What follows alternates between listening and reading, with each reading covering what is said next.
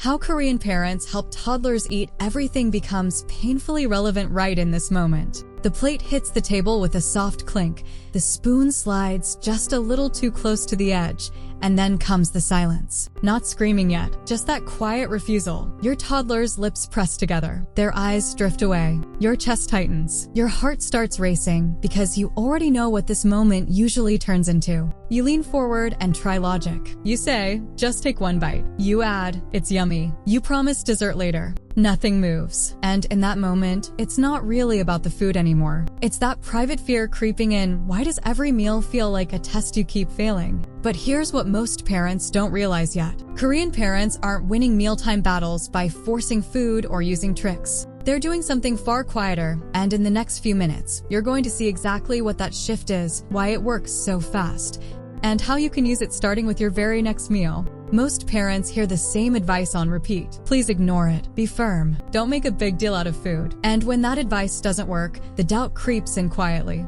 I must be doing something wrong. But here's the truth most parents are never told. The advice itself is outdated. When a toddler feels even mild pressure around food, their ability to stay open shuts down almost instantly. Their body doesn't experience that pressure as motivation. It experiences it as stress. And stressed bodies don't explore, taste, or cooperate. They protect. This isn't stubbornness. It isn't manipulation. It's biology responding exactly as it was designed to. So if mealtimes feel harder instead of easier, pause here for a moment. You're not failing. You're not creating bad habits. You were handed the wrong map, one that doesn't match how young children's nervous systems actually work. And once that map changes, something shifts inside you too. The pressure eases, the struggle softens, and the way you approach food stops being about control and starts becoming about safety. That's where real change begins. The core idea behind how Korean parents help toddlers eat more comfortably is simple, but deeply powerful. They don't start with the food. They begin with the child state. In many Korean households, mealtime isn't treated like a performance to pass or a problem to solve. It's treated as a shared moment. There's no silent pressure to finish the plate, no hidden scorecard. The unspoken goal is much softer.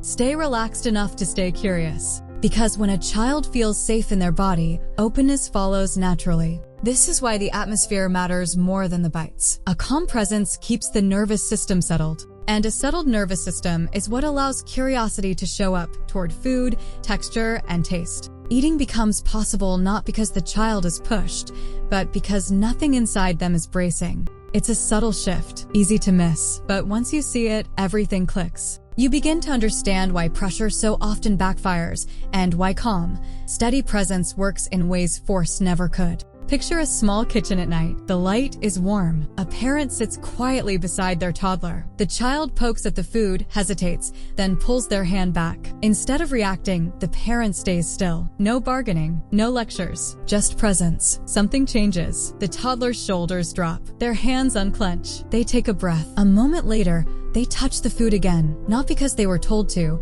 but because they felt safe enough to explore. That's the moment most parents miss. And once you understand why it happens, you can recreate it intentionally. Here's what's happening inside your toddler's brain explained. When a child feels pressure, their nervous system shifts into protection mode. The thinking part of the brain, the prefrontal cortex, goes offline, almost like a light switch flipping off. Eating requires openness, curiosity, and calm. Pressure does the opposite. That's why co-regulation matters. When you stay calm, your child borrows that calm. Their body settles first. The behavior follows later. Once you see eating as a nervous system process instead of a discipline issue, everything changes. Let's give this approach a name so you can remember it easily. We'll call it the calm table method. The calm table method is about lowering emotional pressure before expecting eating behavior. It's not permissive. It's not controlling. It's intentional calm that creates space for willingness. And now, let's break this into steps you can actually use tonight. Step 1. Regulate yourself first. The old way is walking into meals already tense. The new way is pausing before you sit down. Take one slow breath and remind yourself,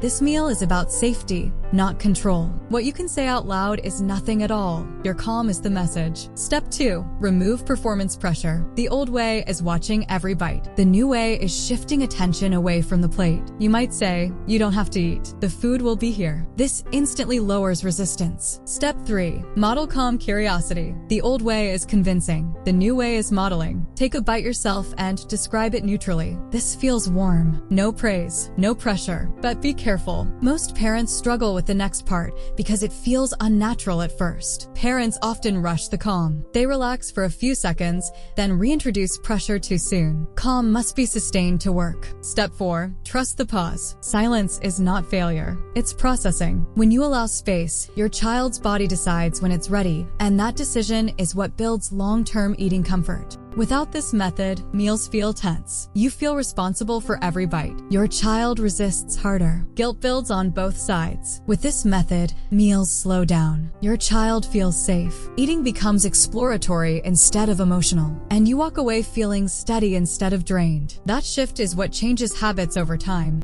Pause with me for a moment. Close your eyes. Imagine tonight's dinner. Picture yourself sitting down, already calm. Your shoulders relaxed. Your voice is soft. No agenda, just presence. That version of you is what your child responds to, and you can practice becoming that version before every meal. On day 1, you may see less resistance. By day 3, meals feel less emotional. By week 2, your child starts approaching food with curiosity instead of tension. This isn't instant obedience. It's long-term regulation, and that's what creates lasting change. Remember that moment from the beginning? The plate, the silence, the fear. Now imagine it again, but this time, you stay calm. You don't rush. And slowly, your child softens. Same child, same food, completely different outcome. Your child won't remember every meal or every refusal, but they will remember how they felt sitting across from you. Safe, seen, unpressured. If you want to build that kind of calm in your home, try the calm table method tonight. And stay with me, because coming up, we'll explore how this same approach quietly transforms tantrums, bedtime struggles, and emotional outbursts in ways most parents never expect.